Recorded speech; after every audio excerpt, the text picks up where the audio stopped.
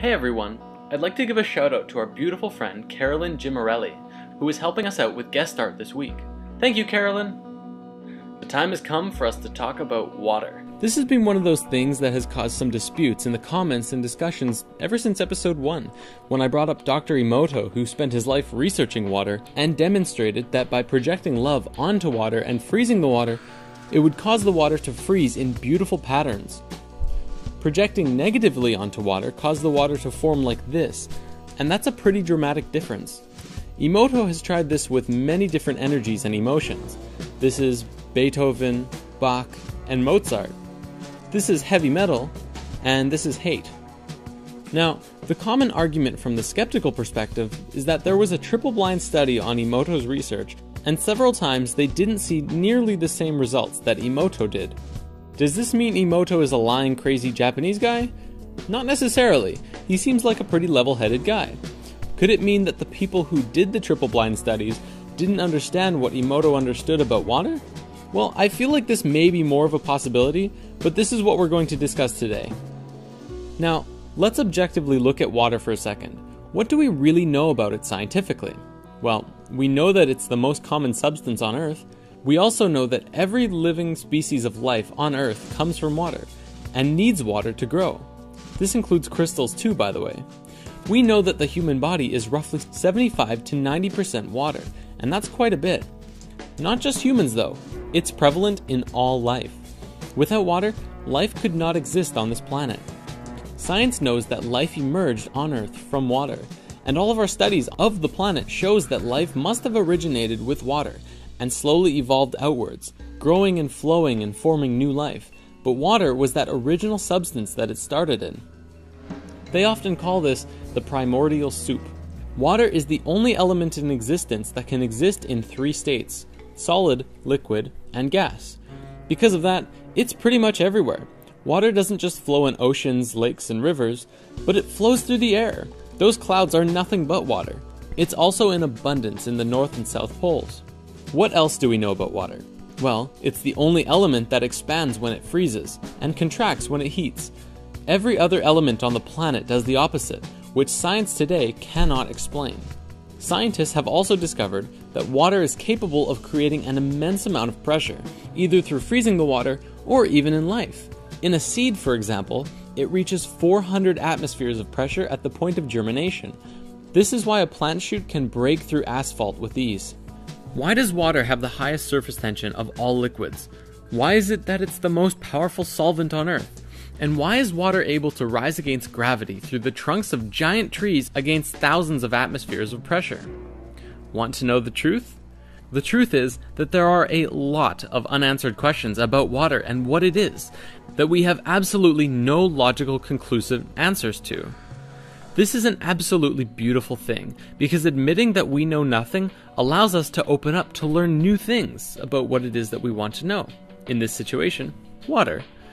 That's exactly what many scientists around the world have started doing, and it's led to some miraculous revelations. The following clips are from a secret documentary I found about water floating around on the depths of YouTube. It keeps being taken down. I wonder why. As it records information, water acquires new properties, yet its chemical composition remains unchanged. So their theory was the chemical composition of the water is important. Now the sensational news is that that is nonsense. The structure of water is much more important than the chemical composition. The structure of water means how its molecules are organized. We can see how water molecules join together into groups. These are called clusters. Scientists came up with the idea that these clusters work as memory cells of a certain sort, in which water recalls the whole history of its relationship with the world as if on magnetic tape. People don't think when you turn on the light, the water is changing. When you turn on the electric field from the power lines, the water may change. So that is the direction of research. Water, of course, remains water, but its structure, like a nervous system, reacts to any irritation. Modern instruments have made it possible to record the fact that within each of water's memory cells, there are 440,000 information panels, each of which is responsible for its own type of interaction with the environment.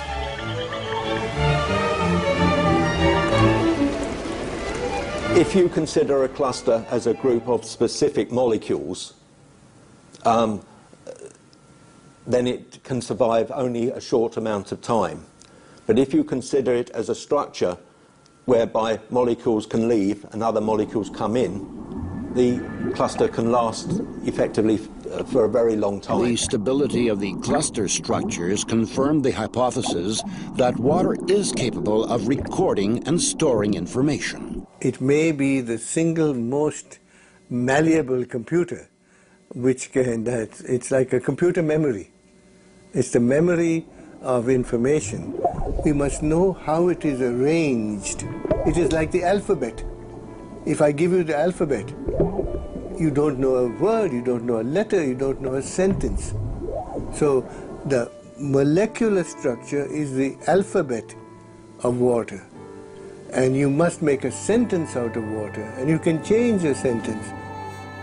See, it's not just Emoto who's doing research on water, but many scientists, especially a lot of Russian scientists too, are hammering out amazing water discoveries every day. Emoto kind of led the way publicly when it came to the crystallized water freezing though, which opened up many avenues of public discussion. Now that we've looked at the light side of things, it's time to take a look at the darkness. Remember, everything is energy and all energy can be transmuted from light to dark, or vice versa. This is how water flows naturally in nature. Doesn't that look happy? Water flows and curves wherever it needs to go. However, water makes a different trip when it goes into our homes. It goes like this, lots and lots and lots of right angle turns and hard edges. If you've read the Emerald Tablets, you might remember Thoth describing in Tablet 8 the story of how he existed in the realm of curves, and it was amazing, but then he ventured into the realm of angles and was chased down by demons. Now, the story itself, I feel, cannot truly be comprehended from our current level of consciousness, but yet it has a striking connection to how we damage our water through our technology. This doesn't flow, it's not healthy. The natural structure of water is broken apart with every turn.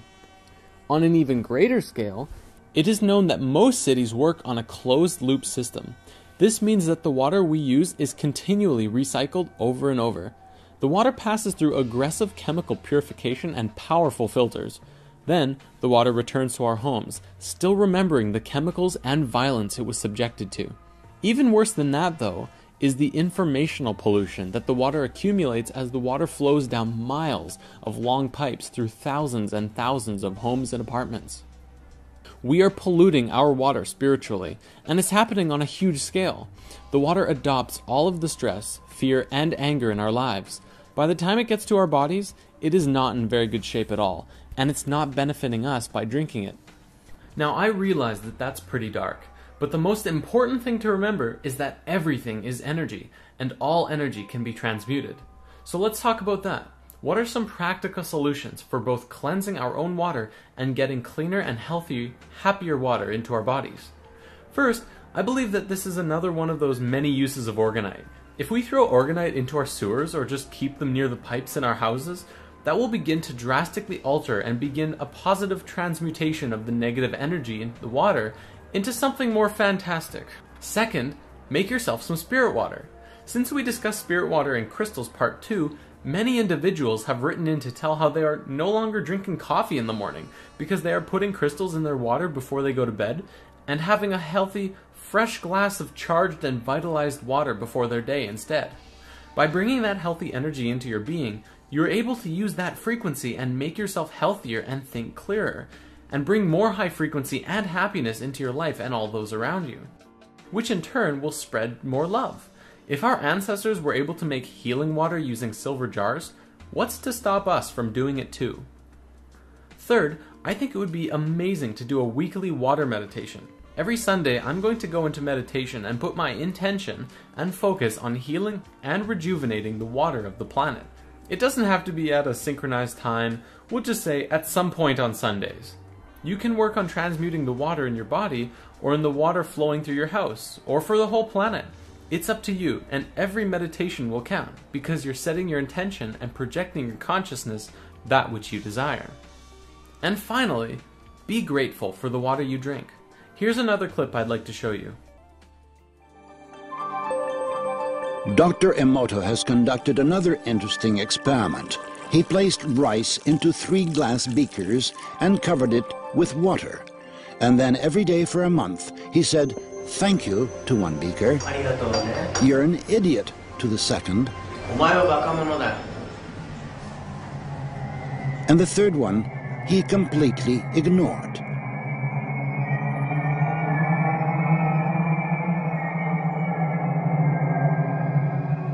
After 1 month, the rice that had been thanked began to ferment, giving off a strong, pleasant aroma. The rice in the second beaker turned black, and the rice that was ignored began to rot. Dr. Emoto thinks that this experiment provides an important lesson, especially with regard to how we treat children. We should take care of them, give them attention, and converse with them. Indifference does the greatest harm. Tell some dreamy story, but almost practice. Water creates so many structures that life cannot exist without. Water forms the DNA helix. Water also forms the structures of proteins. Our bodies cannot work without water. Every seed, every embryo begins in water. It is the surrounding water in the embryo that gives life and brings the nutrition that is necessary to facilitate growth in that life. Our Earth is a giant container of water from which every form of life arose. Every living thing is essentially a container of water. Just like a piece of art that has not yet been sculpted by an artist in a clump of clay, within the water contains every infinite possibility for life within it. Water brought to life a pre-existing conception of life, but for any life to begin, there first must have been an impulse. Every species of living being constantly strives toward its own perfection, and it all came from the same original consciousness, the same source. The final thing I want to bring up before we conclude this week's discussion is a very cosmic analogy. Without water, life on Earth could not exist. The only other element that is absolutely necessary for life is the sun. Without the sun, we could not have life, and in a poetic and beautiful way, this is the cosmic father and mother of life on Earth. Think about it. In biological reproduction, you need a man and a woman. The male provides the seed, and the female provides the egg. And together they do a dance and form new life. The sun is the male aspect, bringing the cosmic life force energy to Mother Earth. Mother Earth is, of course, the mother, providing the egg where the new life will grow. And water could be likened to the placenta from which all life grows in. The surface of the Earth where life grows is the womb for the life on the planet. As above, so below. Mother, father, child equals Earth, sun, new life.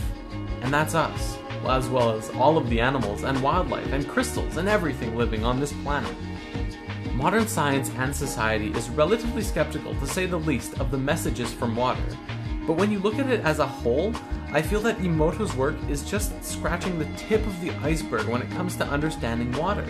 To look at these frozen water crystals and brush it off as a pseudoscience is incredibly dismissive of a much larger understanding about what water is and what role it plays in the evolution of life itself. It is life. It is you.